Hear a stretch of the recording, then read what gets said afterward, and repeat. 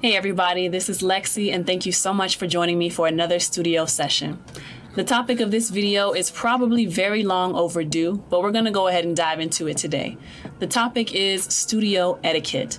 Basic things that the artist should know, whoever the artist brought with them, basic things that they should know, and some other things that could be seen as unprofessional. Studio etiquette for an artist is pretty straightforward. The artist really only has to make sure that he or she shows up on time, shows up prepared and ready to work, has their beats and their lyrics, and just make sure that they're in the right mental state and emotional state to be able to deliver the song properly the way that it's intended to be performed, right? So showing up on time or early, showing up prepared, that means having your beats and your lyrics ready, or being vocally prepared if you're a singer or even a rapper, warming up your vocal cords and making sure that those are ready to go when you get to the studio, so you're not wasting 10 to 20 minutes of your booked, paid for time warming up your vocals. You want to be able to walk into the studio and just go right into the booth. Aside from getting the microphone height adjusted or getting the levels checked, you basically want to be able to walk right into the studio. So that's going to make you seem more professional. That's going to make you come off as a serious artist, as someone who is serious about your craft. Show up on time, show up prepared, make sure that you're in the right mental and emotional state to deliver the song. And in general, while you're there, speak to the people, the studio staff, with respect and be able to communicate with people very well. The thing about being an artist, this is your session, so it is all about you. If there's anything that's not sounding right the way that you want it to sound, it is completely okay to tell the engineer, and the engineer can see to it that something is done about it. So ultimately, you're walking away with something you can be proud of, something that's quality, but something that you can call your own, right?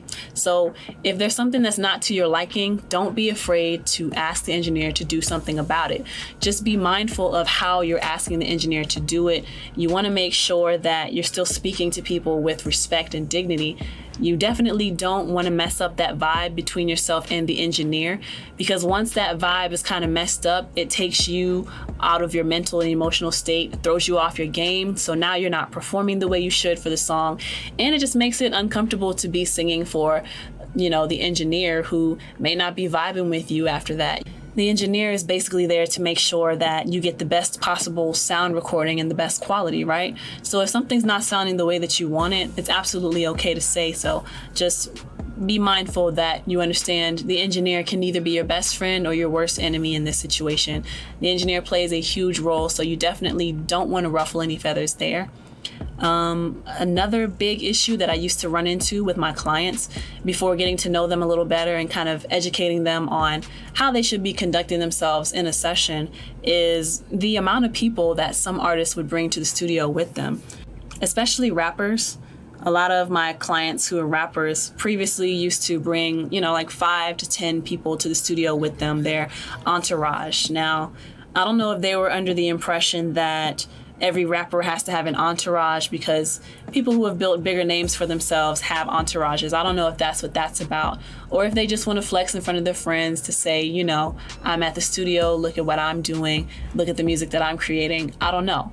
But the bottom line is it's really bad etiquette to bring people to the studio with you who don't have any concern with how the music is going to turn out, or who don't have any care as to keeping you, the artist, disciplined and making sure that you're staying on task.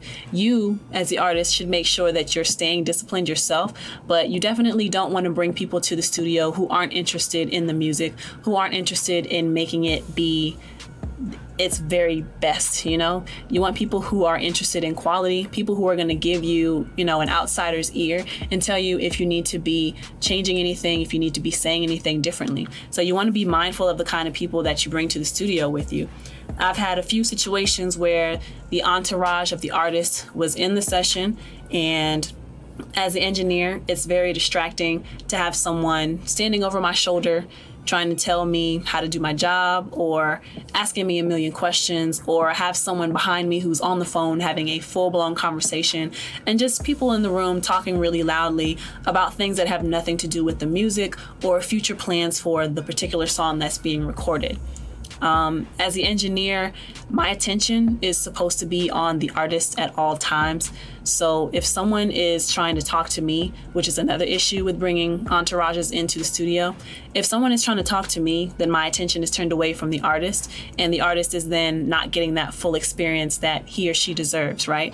And it could be something innocent, the people, they just want to know why I'm pushing this button or what I did to get this specific effect on a certain track to make the artist's voice sound that way. And there's nothing wrong with that. But anyone who's accompanying the artist to the session needs to understand that as the engineer, it's my job to make sure that that artist gets the best possible sounding recording that I can make.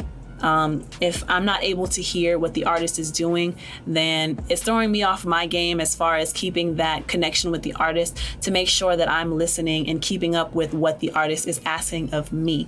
So let's say that someone's speaking to me. I'm supposed to be paying attention to the artist and the words that the artist is saying and the performance that the artist is giving, but someone is talking to me and distracting me and I'm not paying attention at all. So the artist wants to do something over and tells me to go back to a certain part.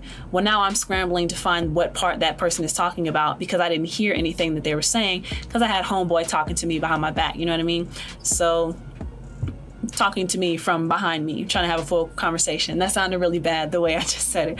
But it's really important to understand that the engineer is there for the artist. The engineer is not there for the entourage. Now, when it is acceptable to have people in the studio with you, aside from the typical manager or producer, if you have people who are keeping you focused, as I said before, if you have people who are making sure that you have what you need to be comfortable in your session. So people who will run out and get food for you, people who will go out and get drinks for you, or if they want to get something else that'll help you stay in the mood for your session, if you know what I mean.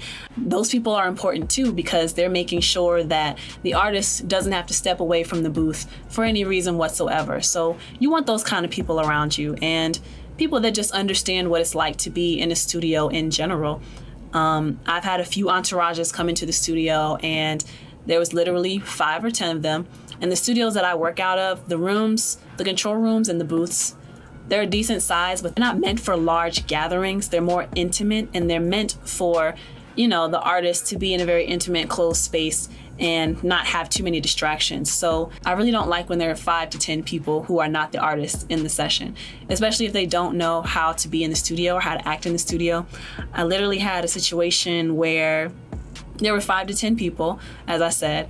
Aside from the people who were sitting behind me talking really loudly or having conversations on the phone or standing over my shoulder, there were 3 or 4 of them that wanted to go into the booth and actually be in the booth with the artist while the artist was recording. Now that wouldn't be a problem, except these people, they didn't understand that once recording is in progress, if you're opening and slamming the door while the artist is supposed to be performing, those things pick up in the recording. So now you're messing with the flow, you're messing with the progress of the session. So I had to kind of pull those people aside and say, hey, when the artist is here, they're here to work. If you're gonna be in the booth with them, that's fine.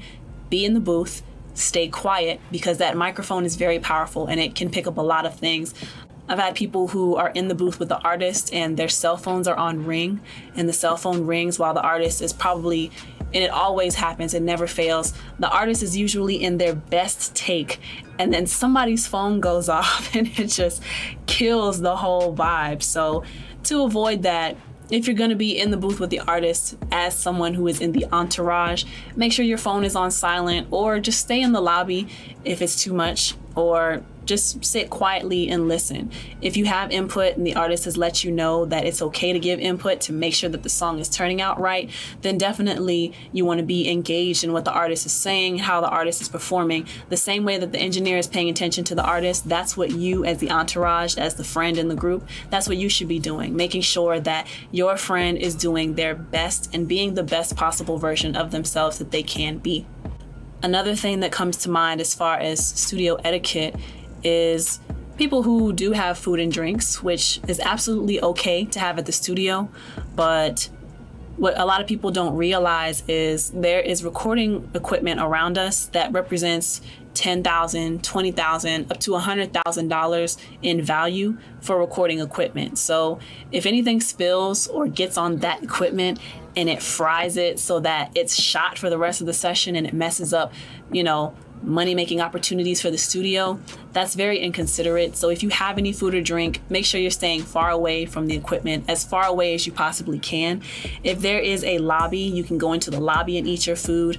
Food can even be kind of distracting for the artist if the artist didn't ask for you to get it, because people are in the studio eating lemon pepper wings, that's a favorite, or some pizza, and everyone can smell that. It can be kind of distracting, but in general, if you have food or drink, keep it far away from the equipment, because obviously it could spill and it could cause damage.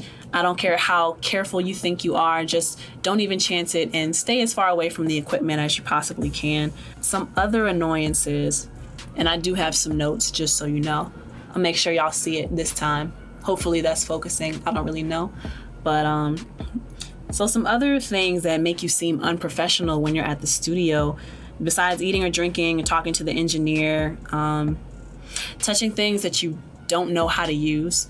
So this is in regards to maybe the input wires for the microphone going into certain gear that's on the rack.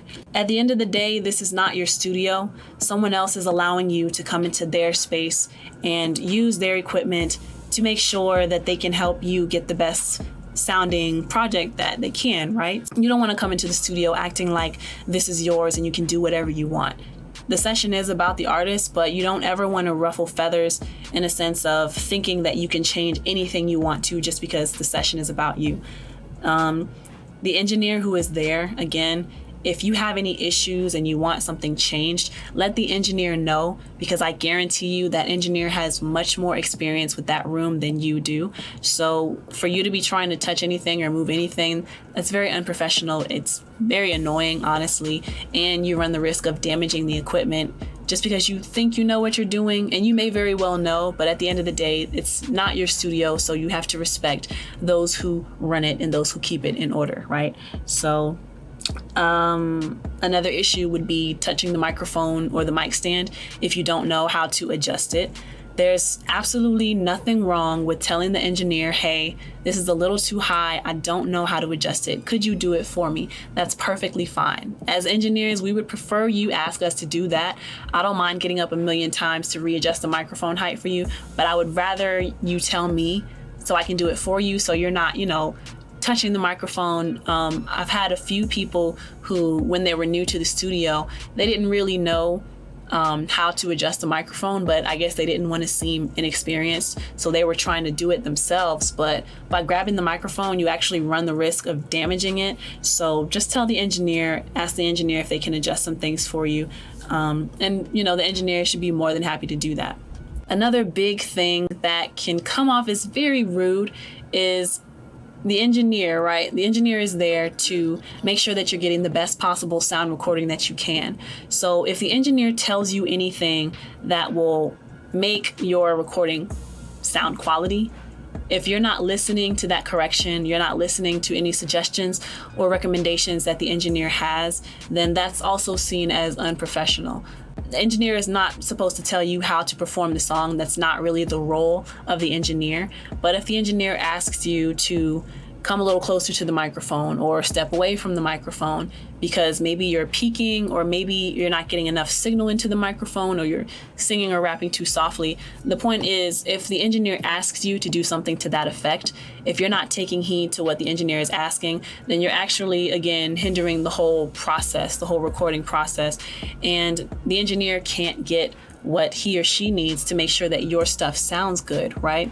So you want to make sure that anything the engineer is recommending, listen to what the engineer is saying. They have your best sound quality interest at heart. Other than that, I do have plenty of stories that I could share with you about people who had no experience being in the studio and did some pretty interesting things while in the studio. But for the purposes of this video, I just wanted to point out some major things that I've seen along my career as an engineer that showed that people don't necessarily know how to be or act when they're at the studio. So there you have it. That is my list. That's my description of how you can practice studio etiquette. If you found this video helpful in any way, please give me a thumbs up. Also, leave a comment below in the comment section. Tell me what you found helpful. If you have any additional questions, let me know. I'll leave my email. You can either comment your questions or you can email me with questions for future topics on videos, and I'll get to them that way. If you want to see more content like this, don't forget to hit that subscribe button and also hit the little bell that's next to the subscribe button, so anytime I post some new videos, you'll be notified when those are up and running. But other than that, that's it for this video. That's all I've got on studio etiquette. If you want to hear some more stories, let me know. Again, I'll share that with you. But thank you so much for watching. My name is Lexi. Until next time. We recommend that if you're getting a 1-hour session, you use that 1 hour to focus on one specific song.